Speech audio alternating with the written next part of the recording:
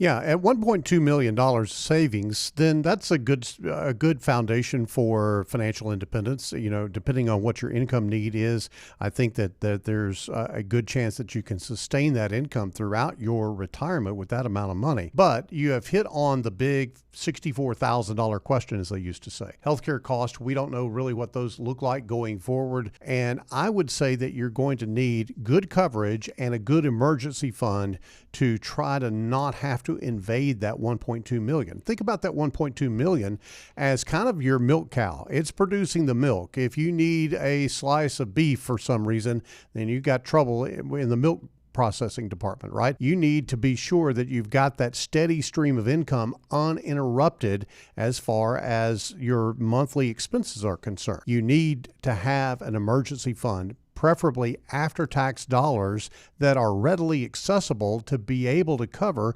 healthcare costs. Now, that is out-of-pocket expenses, things like deductibles and co-insurance and things of that nature. You also need to be sure that you are providing for long-term care expenses. Those are all things that just on the surface, Scott, I think that's the evaluation that you've got to look at. You've got to look at acute care expenses, long-term care expenses. Acute care expenses can probably be covered with an emergency fund. Long-term care expenses probably need to be insured against. Yeah, I would encourage Jamie and you and your husband to build a retirement income plan with a financial advisor so that you can know what that 1.2 million is going to do for you. Now, we don't know when you're going to retire. You may be years out, so we can project for you what that 1.2 million will become potentially with an assumed rate of return and your current contributions. And once you know your asset level, you can begin to see what your monthly income will look like.